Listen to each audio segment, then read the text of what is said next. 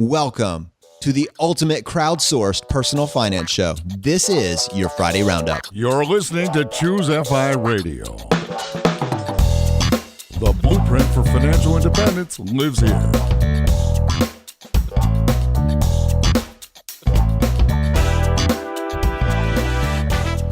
If you're looking to unlock the secrets to financial independence and early retirement, you're in the right place. Stay tuned and join a community of like-minded people who are getting off the hamster wheel and taking control of their lives in the pursuit of financial independence. Choose FI, your home for financial independence online.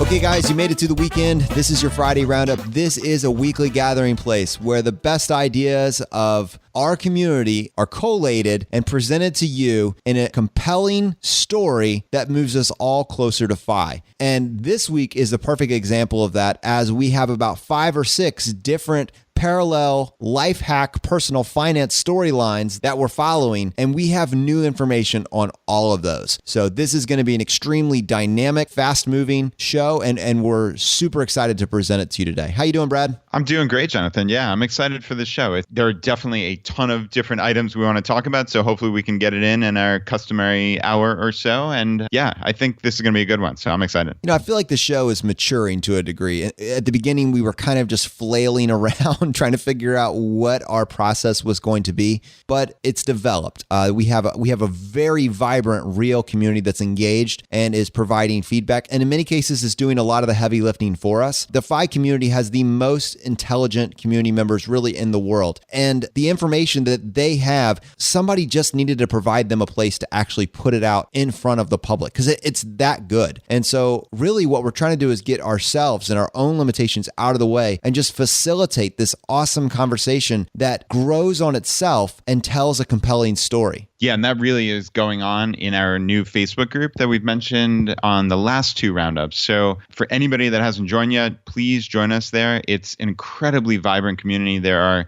really, at this point, dozens of new threads forming up every single day. I think that one that I had mentioned a week or so ago that Jonathan posted and had 80 comments overnight. Now it's up to, I think, 240. So, I mean, you see how involved people are. And the easiest way to get there is just go to choosefi.com/Facebook. And yeah, just enter your email address and we'll send you out the link to the private group. And just to follow up on that, the idea behind that particular thread was what needs to be covered. We know what has been covered. What still needs to be covered for this story to be complete? And those 240 ideas, every single one of those is worth talking about. And so that's 5 years of content right there.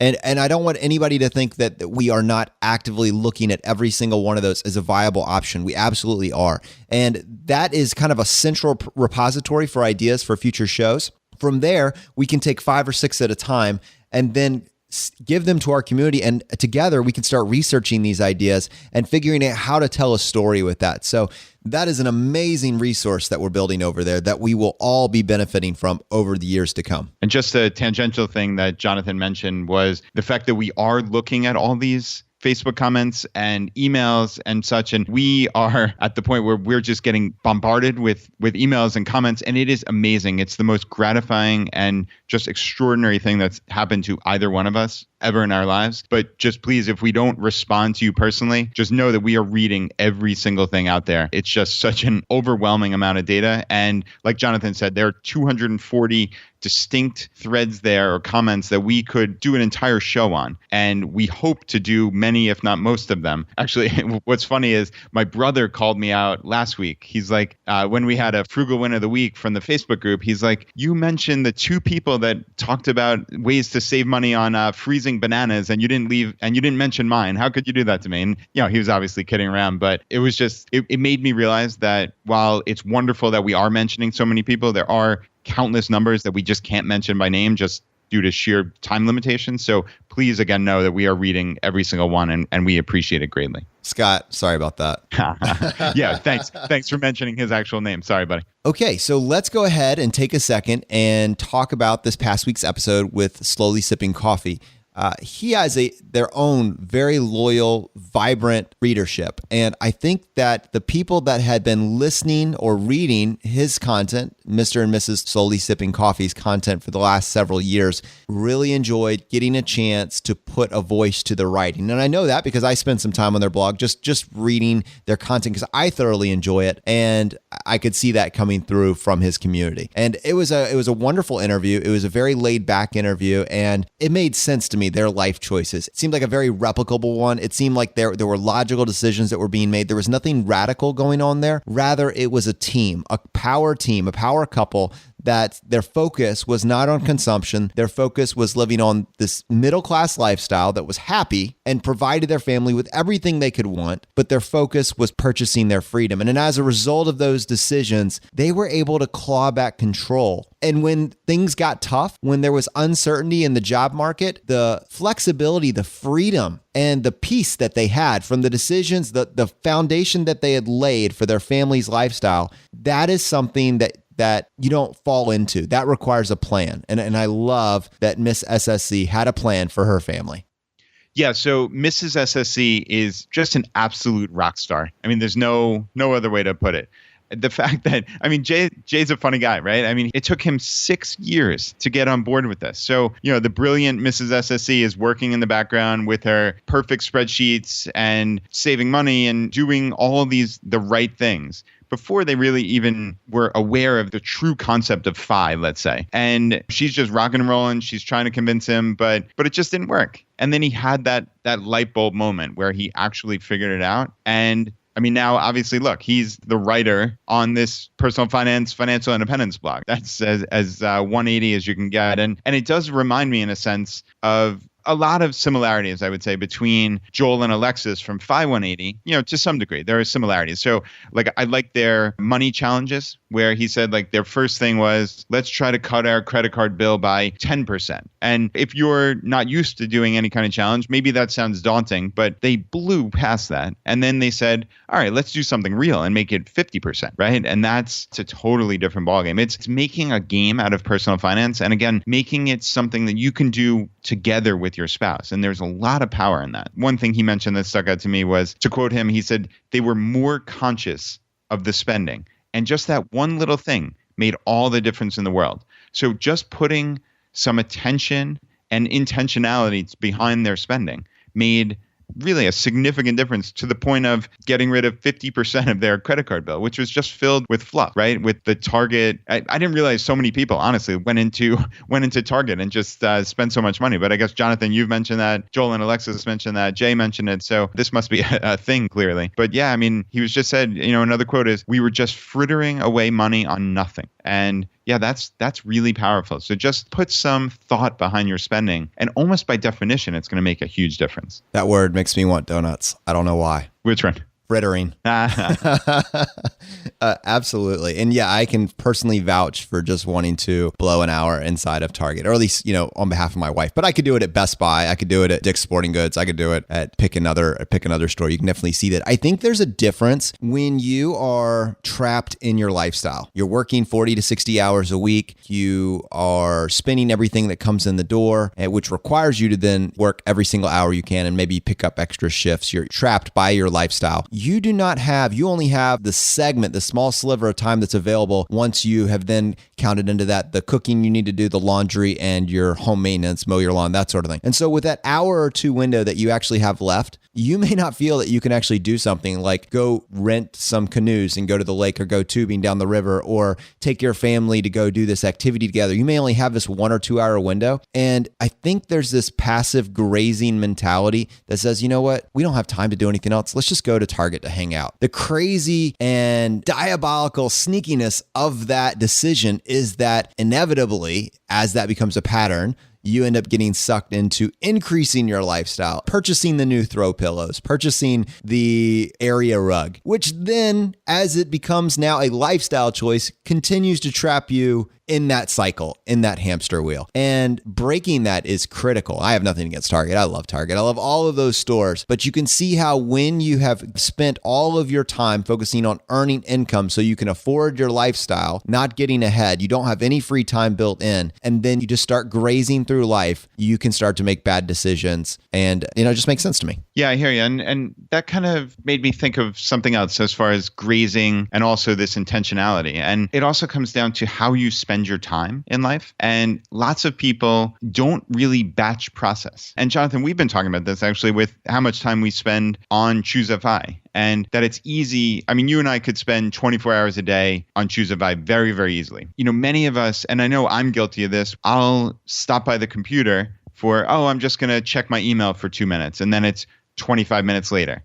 Or I'm going to hop on the Facebook group. Same deal. Let me just see what's up. It's an hour later. And whereas if I sit down with intentionality and not that grazing mentality, I can say, all right, I'm going to spend 2 hours writing emails, or I'm going to spend 90 minutes in the Facebook group and just respond to every single possible thing I can. That's just so much more efficient. And you don't feel like you're constantly being called back to, and this is not about Choose FI, obviously, but you can use this in any aspect of your life. And not for nothing, but when I go upstairs to quote unquote check my email for 3 minutes, Laura and the girls know that I'm going to be gone for 20 minutes. And that's just not good enough. So I find that intentionality, not only with spending, but how you spend your time is really crucial in life. So I've been a victim of my own bad judgment with this. And it's something that I'm trying to work on and trying to get better on. And it really is making a huge difference. It's amazing how much you get done in that one little batch, right? The 90 minutes or an hour, whatever it may be. You just feel so free mentally because you're like, wow, I cannot believe that I could have conceivably done that much in that hour. And then you don't have to think about it again. It's wonderful. That conversation really needs to be fleshed out because it affects us almost in every aspect. So first of all, there's the process, just looking at that from while you're at work. For those of you that really have to focus on certain tasks and knock those tasks out, that's probably a great tip there. But what I'm thinking of is maybe more specifically, when you're at work, you're kind of already being forced to do that. At least in my job as a pharmacist, I am absolutely focused on the singular task for 8 to 10 hours, 8 to 12 hours. But then now, as potentially I'm transitioning to this FI mentality, I find myself dictating my own schedule to a larger degree. And I don't have this construct that's already built in where I need to be at 110% efficiency for 8 to 12 hours at a time. And now I am dictating my own schedule. I'm making those priorities. And frankly, there is a huge learning curve there that Brad had to figure out over the last several years and is still working on. And I am having to figure out, but we could even put this onto our community as well. As you are transitioning to buying your freedom back, buying your time back, buying your life back, and you start to open this up, what are you doing with that free time? How are you best using that to actually do what the ultimate goal was, which is to develop these relationships, pursue your passions? What's the most efficient way to segment that out and really enjoy the process so that one passion doesn't seep into every other aspect of your life and slowly erode those things that you were initially working to preserve? Yeah, that's really powerful. So that is my challenge currently. Brad's really tasked me with this, knowing that it is going to be critical for me as I pursue my passion. It's something that you guys know how excited I get about Choose FI as I'm pursuing this as my passion, that it doesn't erode my family life because I am putting every waking second into this. And that's a real challenge. It's a challenge that I live for. I enjoy it. But Brad's really challenging me to go ahead and focus on this concept of batch processing and make sure that the time that I'm carving out for my family is my family time. And the time that I'm focusing on Choose FI, I'm giving that almost the same intensity that I would if I were quote unquote on the clock at work. You've got to figure out a way to be in the moment. Whatever that is, be there. Don't be 20% everywhere. And passions can easily get diluted into other things. So anyways, that's kind of an aside. I think there's value there to explore that. And I think if you can master that concept, I'm not saying this as someone who's mastered it. I'm working on this. I know my wife is waiting for me to be able to grab this concept because she knows that once I can get this part figured out, it's going to provide value for our family. So yeah, thanks for opening that up, Brad. Yeah, you bet. You bet. And you certainly said something, be in the moment and don't have your attention divided. I think that's a lot of people have gotten confused with the concept of multitasking, that's actually a real thing. And it's not in any way, shape, or form. The science is clearly showing that our brains are not capable of doing that. There's a mental switching cost between tasks. And if you've ever sat with someone and tried to have a conversation with them while they look down at their phone, you know how incredibly frustrating and annoying that is. I've gotten to the point in my life where I literally stop talking. If I'm speaking to someone and they are obviously interested in something else, I just stop mid-sentence, mid-word, and just let them finish because it's just not worth it. So being in the moment is very important. And I am not perfect at this by any means. So, I mean, Laura could tell you, she'll come in and I'll be looking at my phone sometimes. So this is not me saying I'm perfect by any means, but it's something you really need to get better at in life. And the beauty of FI is that this is a life pursuit. It's not merely about money. It's about getting better in every aspect and every facet of your life. And that is why I spend so much time on this podcast talking about life hacks and happiness and some of the research I've been doing into this because this is the important stuff. This is what leads you to a better life. Because I think a lot of us, I know in conversations that we've had on the podcast and I've had personally with Brandon, the Mad Scientist, and Carl from 1500 Days, it's finding what you want to do when you're post-FI and what your life looks like. And I think if we're all thinking about this stuff and trying to come up with these life hacks to make our life better over the years leading up to it, it's going to lead to a much happier existence in FI. So one of the phrases that got dropped this past week was the Mount Rushmore of FIRE. And I love that. We can't take credit for that. That actually came from one of our super users, Isaac, who constantly gives us really great ideas and feedback that allow us to really flesh them out on the show. But absolutely, Miss SSC is quickly earning her place and earning her reputation with the spreadsheet magic. And we had a comment from Stacy who basically said Miss SSC is the Wonder Woman of the spreadsheet, which is hilarious and well-timed with the movie that just came out, which I really want to see. I think it's supposed to be really good. Haven't actually checked it out yet. But I love that in the FI community, the people that have figured something out and not just figured it out, but been willing to put their ideas out there for the rest of us to benefit from, those are our superheroes, right, Brad? Yeah, without a doubt. I mean, that's what's cool about this is it's taking regular people, right? These bloggers who are quote unquote on the Mount Rushmore, they're just regular people. And you'll see that if you ever come to a Camp Mustache or come to any event, a Chautauqua or anything like that. But they are superheroes in this world because we all read their blogs, we're interested in what they're doing, and we're all in it together. That again is a huge benefit of this. We realize we're not islands unto ourselves. We are part of a community. And yeah, I think this is a fun little conversation about the Mount Rushmore that I know Jonathan wanted to have. All right, so let's say there's 5 positions, and really it can be anything. We can have a Mount Rushmore with 10 heads on it. That's fine. But for right now, let's say there's 5 spots. Who's on this Mount Rushmore currently as it is? We know Miss SSC is nipping at the heels, but who's currently on this Mount Rushmore right now? Yeah, I mean, I hate to leave anybody out, so that's why this is maybe that's my own psychological we need issues, we need some controversy. Yeah, well, Mr. Money Mustache, obviously, there's no controversy there, right? Yeah, no, I'm with you. I put him on that one. Would you put JD Roth on there as kind of the... I would put him on there. Mm-hmm. Yeah, I mean, he's the guy who, for many of us, he's the guy who started this. I mean, Get Rich Slowly was the blog I was reading 10 years ago before I had any idea what a blog was. It was just this guy, JD, who was writing about his life, and that made a difference to me personally. Yeah, I think he was the one that created the format that we're all benefiting from now. The idea of creating a community around this particular topic, around this unconventional way of looking at personal finance as a story that you can relate to and that you can grow along with. I think he was the first one to really do that. And yeah, absolutely, he has earned a permanent place. No matter what project he's working on now, he has earned a permanent place on that Mount Rushmore, for sure. Yeah, agreed. I would say Jim Collins would be on my Mount Rushmore. I know the stock series changed my life forever. So that gets a place in my eyes. I would vouch for that 100%. That is a pinnacle article series. The rest of his content's great, but just that one article series alone has transformed so many lives and the way that so many people look at investing. It simplified it and took it from something that was confusing. There was a lot of mixed messaging. Frankly, it was very emotional and allowed you to separate that from it and actually turn it into a simple process that is accessible for everyone. And then because of that, it gave you a way to then explain it to other people. So for sure, I have no problem. There's no controversy in my mind about those first 3 positions. This is where it gets tricky, though. Yeah, I think that was the low-hanging fruit, right? Yeah, for sure. There.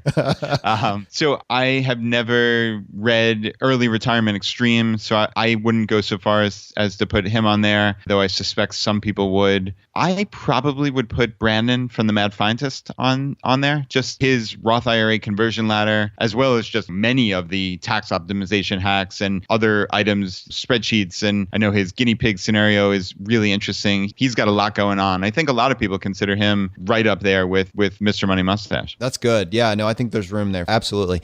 Now, the one thing I'm going to say here is that this is specifically for the FI community. You know, I think if you're talking about personal finance and who has affected millions of people inside the United States, you could make a case for Dave Ramsey. He is not, I would not say he is in any way, shape, and form in the FI community. So he is not going to be included. In my opinion, he's not on this list, just for those reasons alone, which means we still have one spot open. And I haven't really contributed anything here, but frankly, I'm interested, Brad, in your thought. That way I can either agree with that or maybe go down a different rabbit hole. Who would you have for that fifth spot? All right, I think I'm going to take a coward's way out here and not give an answer. I think we should leave that fifth spot open. Okay. I think that might be. I do want to hear yours, Jonathan, and I suspect you're less cowardly than I.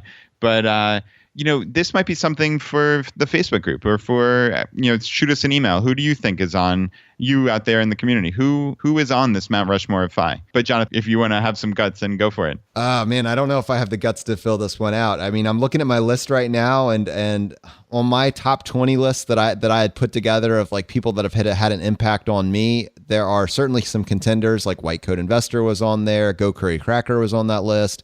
I had Millionaire Educator really had an impact on me. The Bigger Pockets Forum had an impact on me, although they're definitely not in the FI community. Early Retirement Extreme had an impact. Wealthy Accountant had an impact. But I could, and Budgets Are Sexy, fantastic. The Bogleheads Forums, fantastic. Those are all people that are on my kind of short list in my mind, but I can't assign them that fifth position. I think it's up for grabs. Yeah, maybe you mentioned Bogleheads. What about Bogle himself, right? Yeah. Oh my goodness, that could be it. That's good. That's really good. It's a crowdsourced show. Let us know what you think. Who needs that fifth spot? The last thing that I really wanted to hit on with this episode was the power of knowing that you no longer need your income. And so I'm thinking of that scenario with Miss SSC where she was in the position of potentially getting fired, and they had created so much margin in their life that even if that were to happen, they were going to be okay. Being fired in that scenario was essentially an excuse for them to then go pursue their passions. And I love that he suggested, maybe you want to go work in an animal shelter. And I think that that's the conversation. I know there was an article that was posted recently over at investmentmotes.com, and it was by Keith, and he writes out of, I believe it's Singapore, and he's been following our work for a while, and he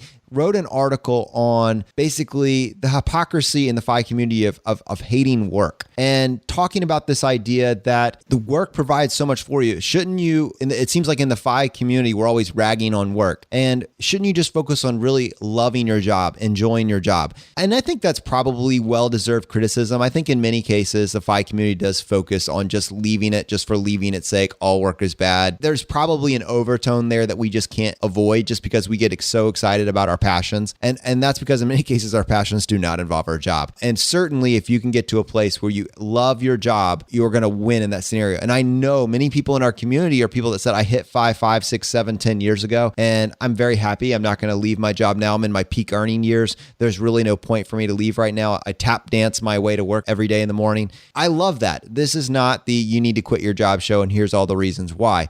This is a show about pursuing your freedom. But I loved what Jay said. What if you are in a situation where it's a grind, where going in every single day is a chore, and as you get closer to FI, it becomes more of a drag. It becomes more of a grind. How freeing is it that in the context of FI, once you no longer need your income, you can now pursue work for the purity of loving what you do, not based on the monetary compensation component. So if your passion is taking care of animals in an animal shelter, whatever that looks like, if you can make that choice without the very real financial pressures of needing to keep the lights on and feed your family, that's the framework that I want to develop and that I want to see people be able to choose. Yeah, and their concept of FFLC, right? Fully funded lifestyle change. That is a different terminology for what we talk about here at Choose FI and what Jonathan just went over. And I think a lot of people, early retirement or retirement in general is a very loaded concept for people.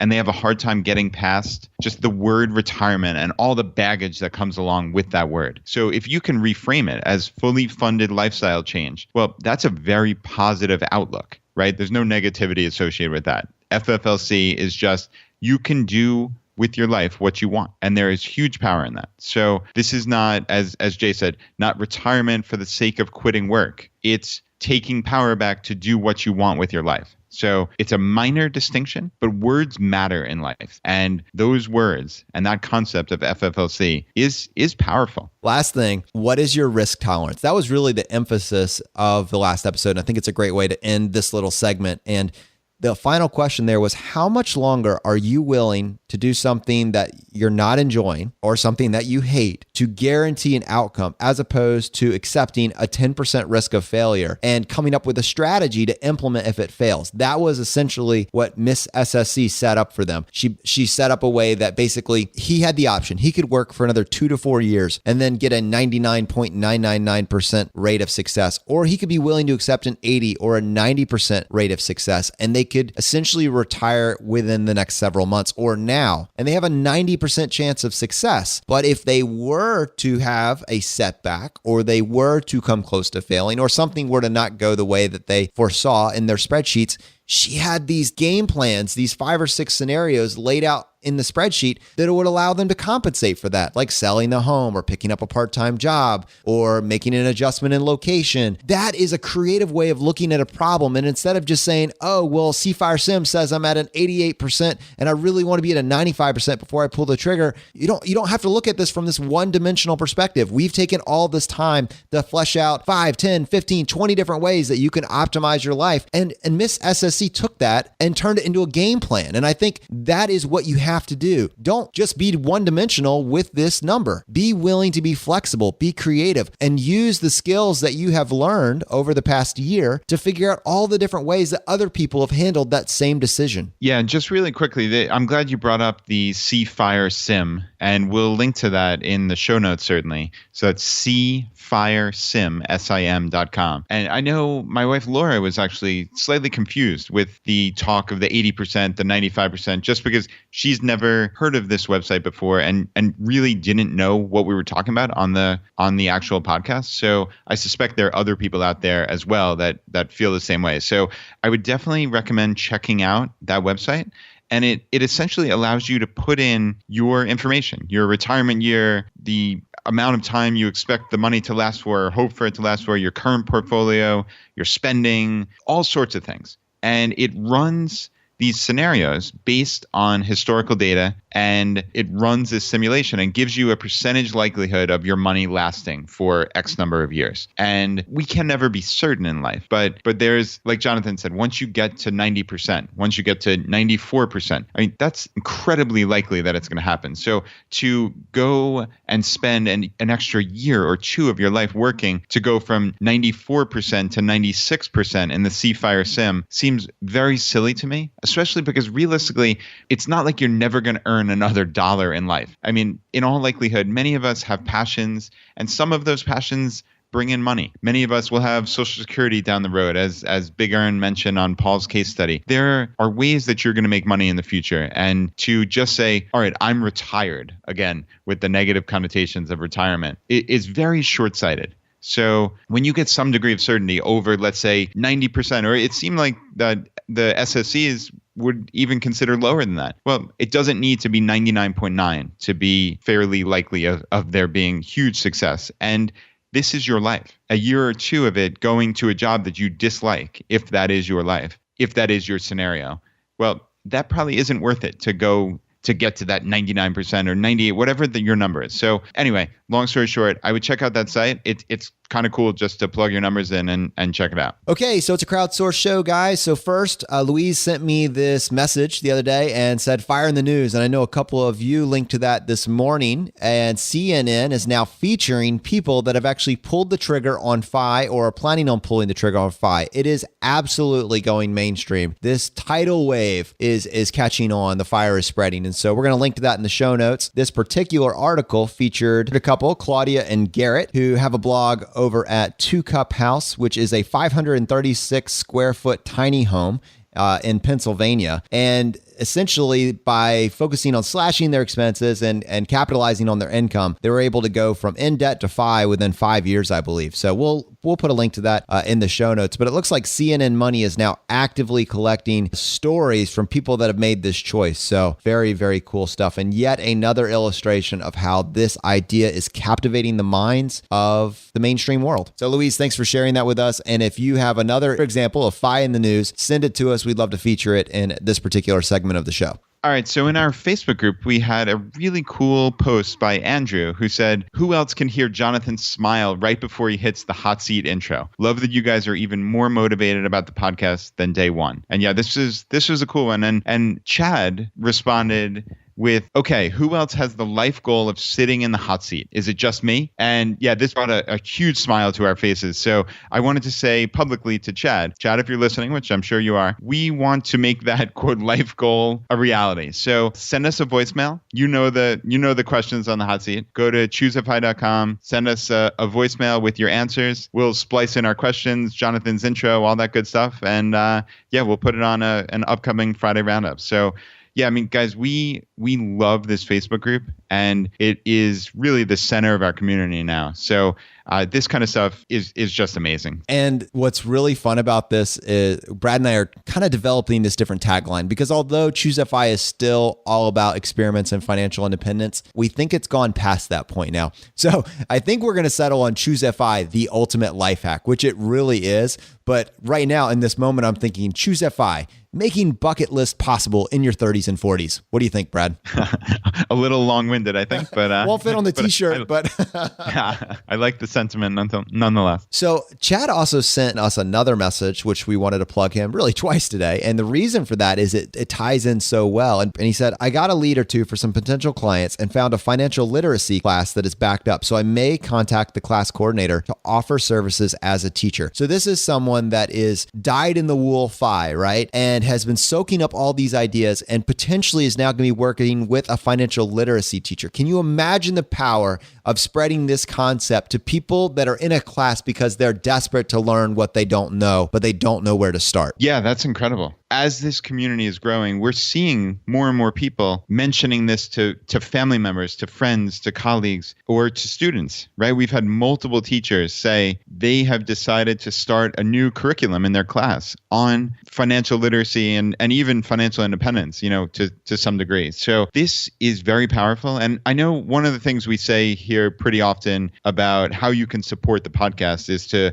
leave us an iTunes review. And I certainly believe that. And that just as far as getting us more well-known in iTunes and getting more people to listen. But realistically, the best way that you can support the FI community is to tell someone about this. Find someone in your life who could benefit from it. And it might be an uncomfortable conversation, or it might not. It might be a fantastic one. I know since I've had this podcast, I've mentioned this to multiple people in my life, as I've mentioned on prior episodes, and people are making changes in their lives. And these are legitimate things. I mean, I know people who had never heard of this concept before and are now on a FI path in the next 5 to 7 years. And those are friends of mine that are actually taking action because I had the guts to have that conversation. So this is not about you supporting Choose FI per se, though, obviously you could send them to certain episodes. Our episode 21, The Pillars of FI, is a great place to start.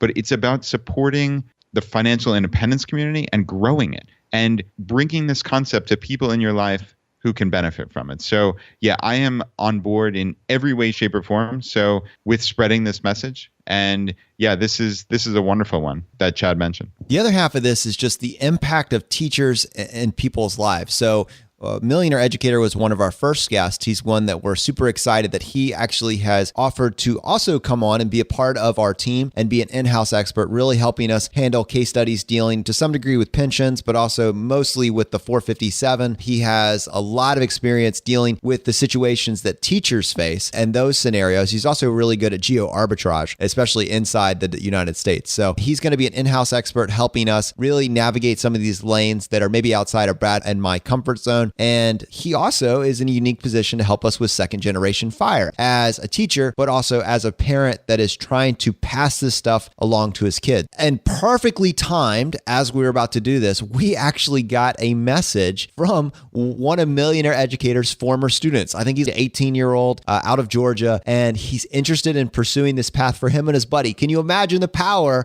of soaking up this idea in your teens, what that means for you? Even if you are in your teens, you're a first generation FIRE baby, that is incredible. The timeline that you have now that you have these ideas locked up before you lose that decade of your 20s, you're just going to crush this game. So Brad, tell us a little bit more about that message you got from Austin. Yeah, this was great. Very excited to see this. So Austin sent in a message saying, "Hey guys, I love the podcast. I've been listening for a while now. I'm currently only 18 years old. And thankfully I was lucky enough to have the Millionaire Educator as my teacher a few years ago.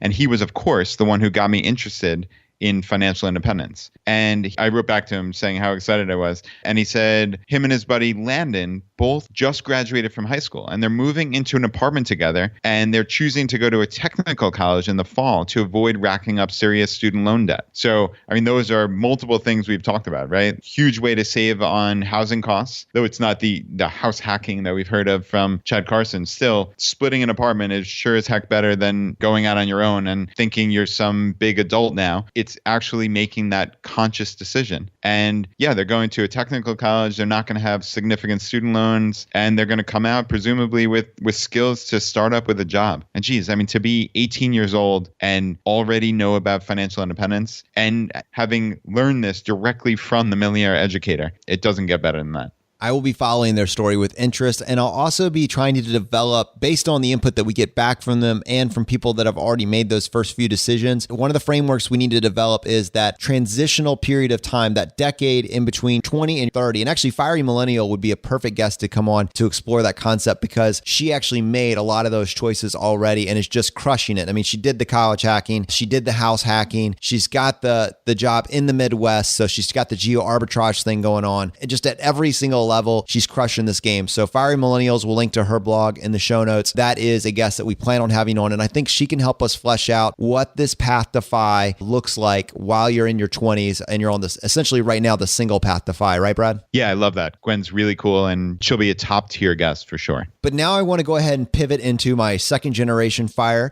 moment here. And today, this is also going to be a Millionaire Educator focus. He is working with his son to help instill these values and these concepts into his son's mind at this younger age. And he shared with us his thoughts on how to go about doing this. So hang on just a second, Brad. We'll get this teed up. Hello, Brad and Jonathan. This is Ed Mills of the Millionaire Educator. I have 3 quick tips for second generation FIRE. These are 3 things that I've done recently. My son has a mutual fund account at Vanguard, and I tried a number of things to get him turned on to that. I would match his birthday money. If he got $10, I'd put that in his account. And nothing really seemed to get his juices going on that. So I went in and I did this. I changed his capital gains and dividends and made them, they're not reinvested automatically into the fund.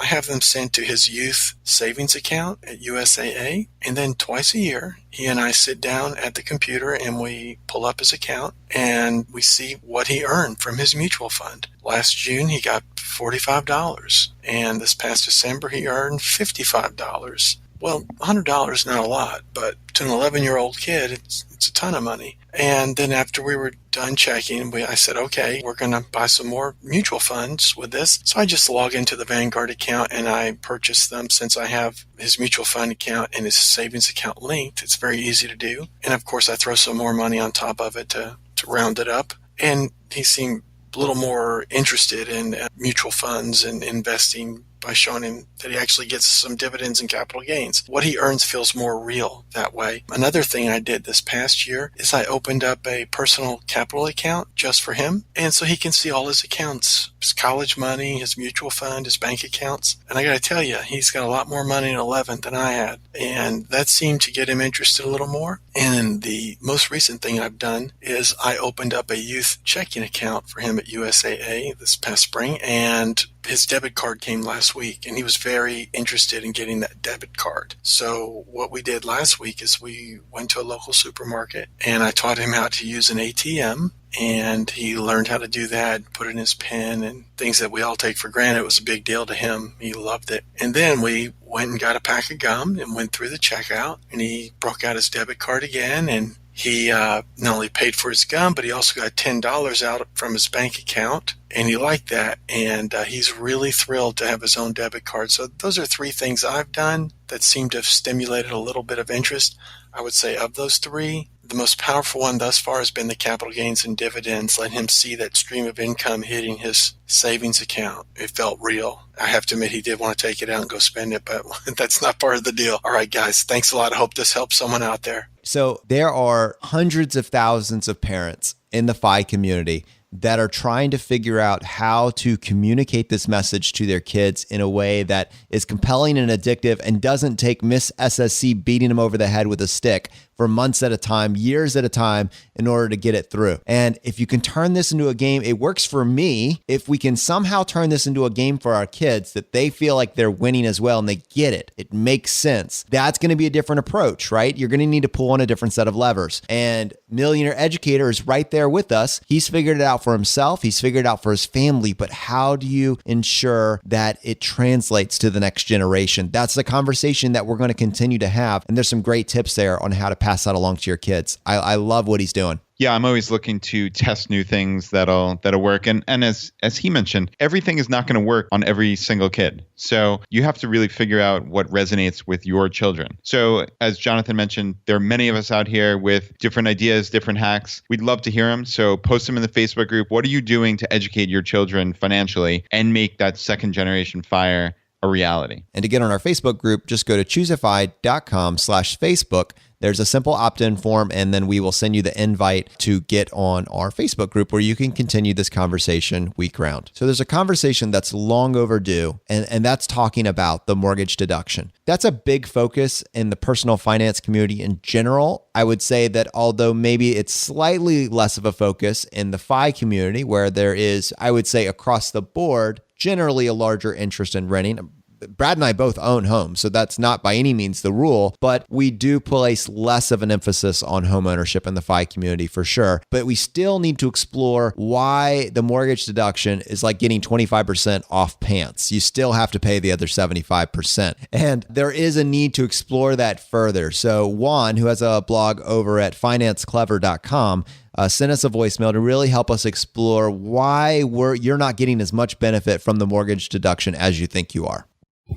Hey guys, this is Juan from financeclever.com. Let me start by saying that I love your podcast. I think you guys are doing a wonderful job. And I've been in the FI community for about 2 years and I've gone through a lot of resources, blogs, podcasts, and let me tell you, Choose FI is really one of the best. So congratulations and keep it up. The one thing that I wanted to talk about today was the tax benefits of home ownership. You guys mentioned that briefly on the last Friday Roundup. And you did a wonderful job at driving the concept that nobody gets rich making 25 cents by spending $1, meaning that in order to get a tax deduction, you first have to spend a bunch of money on mortgage interest and property taxes. I think you guys hit on that wonderfully.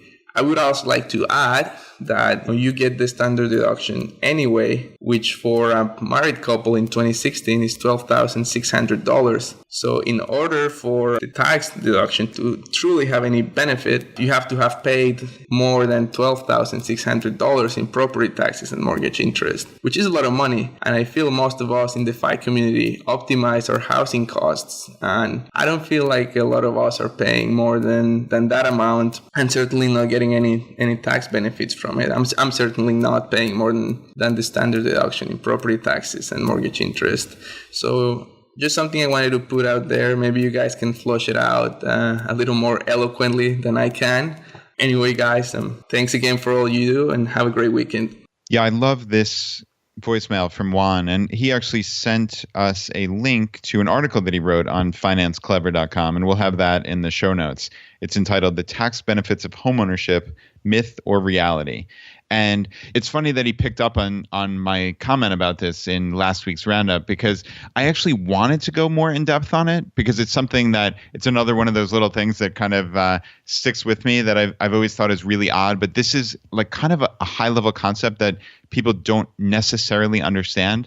So not only is this an instance where if you're paying $1 in mortgage interest, you're getting, as Jonathan said, the 25% off the pants. In most cases, you're getting a tiny, tiny, tiny little fraction of actual value from your mortgage deduction, even when considering your marginal rate, whatever it is, 15% for most of us, or 25% or up if you make a significant amount of money. And the reason why is what Juan alluded to, is that there is this standard deduction that we get on our tax returns. And as he said, for 2016, I'm going off of his data, but it's $12,600. So in order to actually get any benefit whatsoever from your mortgage interest, you have to itemize your deductions on your tax return on Schedule A. And now, again, for them to have any benefit whatsoever, the itemized deductions need to be higher than that $12,600 standard deduction. Okay. So let's say all of your itemized deductions together, your state and local taxes, your mortgage interest, gifts to charity, all these kind of things, you add them all up and they're, let's say, $15,600. So that will go down instead of the standard deduction. So in actual reality, you're not getting 100% of the value for that mortgage deduction and those other itemized deductions. So stick with me here, and I hope this makes sense, because you would have gotten $12,600 anyway. And now for all of those itemized deductions, your state and local tax, your mortgage interest, your charity, et cetera, you're getting a $15,600 deduction in my hypothetical. So you're really, the increase is only $3,000.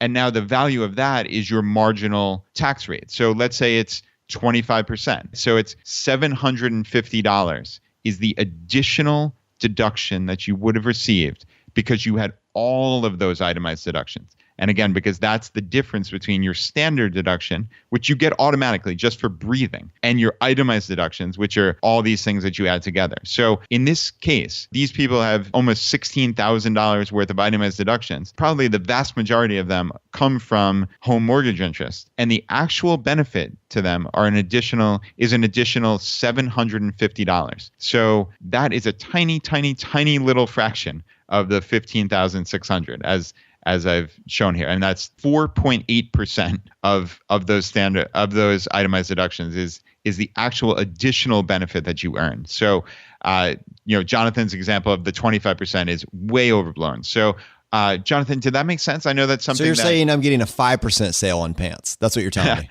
You're getting a 5% sale on pants. So that's garbage. I want to leave that on the rack. Yeah. So the only people that would get the full benefit of that is if they had just a ton of other itemized deductions. So people with a lot of state taxes, people with high incomes, really. So if your other itemized deductions are over the standard, the $12,600, and then you had mortgage interest on top of it, you could make the argument, at least, though some math people would look at this differently, but at least you could make the argument that you're getting 100% of the benefit of that mortgage interest deduction, but still at your top marginal rate, right? So at most, it's going to be 25, 28%, 33% if you're making just a ton of money, So yeah, hopefully that makes sense to everybody. Okay, so for those of you that were holding onto your home for that singular reason, that is a great point. And if you want to flesh that out on paper, we are going to link to Juan's article over at Finance Clever in the show notes. So definitely go check that out. If you want to get the show notes in your inbox each day, definitely get on our email list. You can just go to choosefi.com/subscribe, and that'll set you up to get on our email list. One kind of contrarian point that comes to mind, Brad, is what about for the people that are kind of in this income bracket where it could go either way, and you do want to optimize that? And I'm not talking about paying off your mortgage deduction versus not paying it off, But let's say you really want to game this thing out. I feel like it's worth, we mentioned a hack several months ago that I think it's worth bringing back out in this conversation because it's one that no one talks about and you can do it. And I think you even check with Laura and she vouched that it is possible to basically alternate 1 year to do the itemized deductions and basically double down on everything. And then the following year just to do the standard deduction, which gives you the best of both worlds. Do you have any further thoughts on that after that idea has kind of simmered around for a little bit? Yeah, I mean, I don't have anything extraordinary to add to it other than that I think it's an interesting strategy. I think realistically, you're not going to be able to do this with much more than gifts to charity. I think that's the low-hanging fruit. And yeah, Jonathan, I know that can benefit you because you do give a lot to charity, potentially to your church and places like that, and are thinking about donor advised funds and all this kind of stuff. So that's something that timing would actually make a difference. So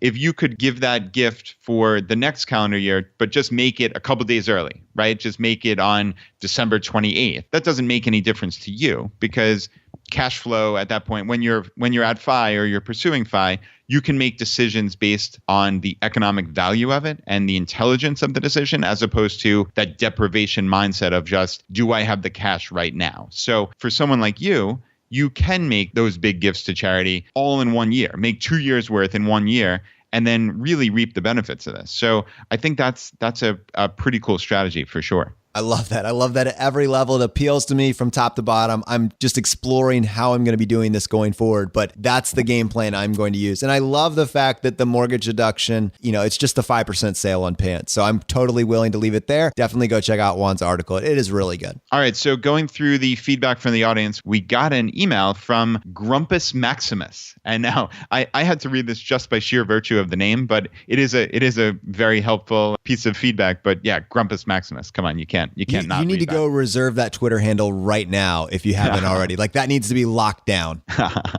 Nice. So he said, I am a newish listener and love the show. Your Friday Roundups are the best. I heard your comments this week, which was last week's episode, and the need for a good retirement calculator, and thought I would point you in the direction of Darrow Kirkpatrick's website, caniretireyet.com. He made an analysis of retirement calculators, one of the cornerstones of his blog and book called Can I Retire Yet? Darrow's book and J.L. Collins's The Simple Path to Wealth are my two textbooks for plotting my own course to financial independence.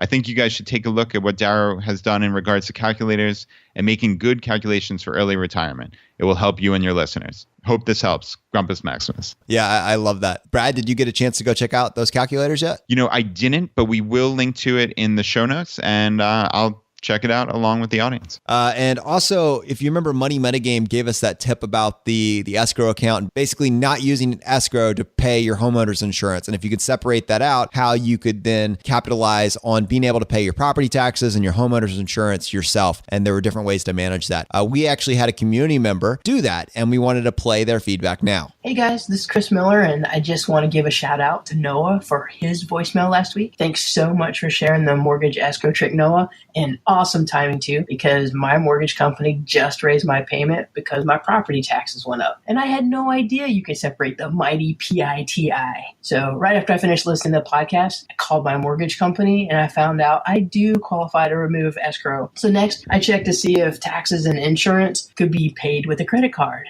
Guess what? They can. Insurance is easy. However, there is a 2% convenience fee for taxes. But I found out and set up a 1.25% savings account and also set up a $300 bonus checking account. And that's going to take care of that 2% credit card convenience fee for a few years, I'm thinking. But my tax bill and insurance is going to add up to over $3,000 a year, which is my typical minimum spend requirement on a travel rewards credit card. In other words, I'll be getting the equivalent of a couple of round trip plane tickets out of this every year. I love it. Not including the travel rewards, that's easily a few $100 savings in a year. So thanks again. And thanks, Brad and Jonathan, for sharing this tip on the podcast. Facebook is great, but I don't think I'd have found this if I hadn't heard it on the podcast first. Keep up the great work, guys, and we love what you're doing. Yeah, Chris, that is just awesome. I can hear the excitement in your voice. It's fantastic. And that's the exact kind of thing that we get excited about here in the FI community, right? Is diving into this stuff, finding life hacks, figuring it out, and just the analysis that you put into it is awesome. So not only did you came out with hack after hack after hack, right? The online savings account, the $300 cash back, and then the credit card rewards points, which you hit absolutely perfectly. That is enough to hit a minimum spend on a huge travel rewards credit card and get a big bonus. And that could, as you said, easily get you a couple of round trip tickets. It could get you probably a round trip ticket to Europe or South America or something like that. I mean, that is potentially worth thousands of dollars just by being smart. So Noah's comment was perfect. And I think a lot of you out there should take note of what Chris said and try to replicate this in your life, because it's a big win on something that theoretically could have been pretty small, but it's going to amount to thousands of dollars saved for Chris. So, and yeah, just a note, as you all know, we love travel rewards here, and the transformative power of being able to travel the world nearly for free. And we have a really great resource with our podcast, episode 9. So that's just choosefi.com/009, or our entire travel rewards section on our site. We have our top recommended credit cards. We have a bunch of articles. So yeah, that's really useful information, which you can get if you go to choosefi.com/travel. All right, guys, are you getting the feel for why the Friday Roundup is important to listen to everyone? Now, obviously, you can skip around, but if you constantly want to know what you don't know so that you can do more research, that's the point of this. This is a place that instead of Brad and I constantly having to go out and find new ideas, they're coming to us, and then we can then share them with you, and then we can go learn more about these concepts and implement them ourselves. That's what this is. And so we played that one last week, talking from Pastor Fi, an awesome moniker, by the way, talking about house hacking in college. And we have some feedback from Steve wanting to fill in the blanks of another thing that you would want to consider if you decided to fill up a house with a bunch of college students. Hi, this is Steve from Arkansas. On the 26R episode, the parent that rented or bought a condo for his student son and had him be the property manager and rent out the other rooms. One thing to keep in mind, if you do that, as the owner of that condo, you are legally responsible for any kind of liability accident that could occur there, which is not a big stretch thinking about college kids. Unsupervised, what could happen? You better have a big umbrella policy, because anybody that gets hurt, drinks a little too much, or anything else on that property, you would be on the hook for that. It's still a great idea, and the insurance is there, but you really need to make sure you've got it. Great show. Appreciate taking time to listen to me. All right, yeah, and just to add to that conversation about umbrella insurance policies and the importance of them, we had an email from Tiffany, who's a lawyer, and she said, one thing I did want to mention that has come up in several of the shows, including the most recent one about the true cost of car ownership, so we actually got this email about a month ago, relates to insurance. Although it seems to make sense to drop comprehensive coverage on older cars and just stick with collision insurance, it might actually make more sense to keep the comprehensive policy. This is because as FI approaches, it is increasingly important to protect your investments. And one important way to do that is through umbrella insurance policies. These policies provide extra liability coverage above the limits of homeowners, renters, and auto insurance. But a lot of umbrella insurance policies require comprehensive auto insurance as part of the policy. So yeah, this is a really solid comment from Tiffany, and she did give me some more information on umbrella policies, and she says they're quite valuable. And I know personally they are very inexpensive. You can generally get somewhere in the vicinity of like $1 million worth of coverage for about $100 to $200 a year. I think I pay $150 currently. So it's minimal amounts of money for a significant amount of insurance to cover you in case something absolutely crazy happens. So yeah, definitely something to consider for sure. That's great feedback. All right, guys, this show has to come to a close. Unfortunately, we have one final tidbit to go ahead and offer you here. For those of you that were extremely excited about the concept of ESPP and using your employee stock purchase program to get ahead on this whole thing, we did a follow-up talking a little bit about taxation. But I want you to know that while we introduced the concept, Ken from the optiontosell.com has really mastered it and turned it into a replicable process that you can crush. Even if you don't have $25,000 that you want to put into this program, he has ways of actually doing it with smaller increments and basically doubling his return and compensating for the tax using call options. frankly, this is like master's level stuff. This is somebody that's figured out something that I haven't figured out, and I would not be able to coach you through this the way that he has. So we're just going to link to this in the show notes. But if you are considering using your ESPP, I highly recommend that you take a few minutes and go through the show notes and go to Ken's site and check out this latest article, which will walk you through how to use call options and how to take advantage and win, even with short-term capital gains and long-term capital gains being built into this whole scenario. At the end of every show, we'd like to share just some feedback from our community that's come through in the form of iTunes reviews. We do a drawing every week for a copy of J.L. Collins' book, The Simple Path to Wealth. And to enter that drawing, all you need to do is just take literally 1 minute, and you can just go to choosefi.com/iTunes, follow the link, leave us just a short written review. And frankly, you can do it on Stitcher too. We appreciate you either way. We've really made the focus iTunes because that is the way that we can get this podcast in front of more people. But if you're willing to leave us just a short written review, just send us a message. And you can do that at feedback@choosefi.com. Let us know that you've done it, and we'll enter you in a drawing every week to win a copy of J.L. Collins' book. So this week, Brad, we have 2 winners. Did you want to go ahead and announce the first one? All right. The first winner is Emily. And Emily said, this podcast has been amazing. I binged the older ones in a week or two and have loved having a new episode at the beginning and end of the week. The guests brought on the show give insightful information to challenge and change your typical ways of thinking and living. ChooseFI has a little info for everyone to be able to apply it to their lives, exactly where they are right now financially. If you're looking for motivation to get out of living paycheck to paycheck or working a job you just don't like, then the idea of financial independence and this podcast will lead you to a life you can enjoy. Plus, who wouldn't want to travel for almost free? Travel rewards info made easy, all right here. Click the play button. I dare you.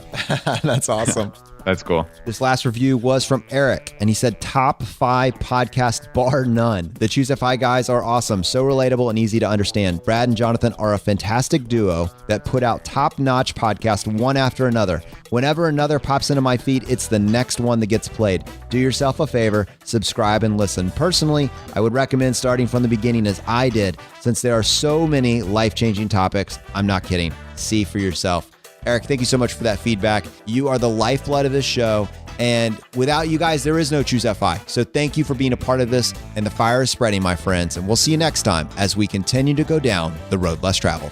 You've been listening to ChooseFI Radio Podcast, where we help middle-class America build wealth, one life hack at a time.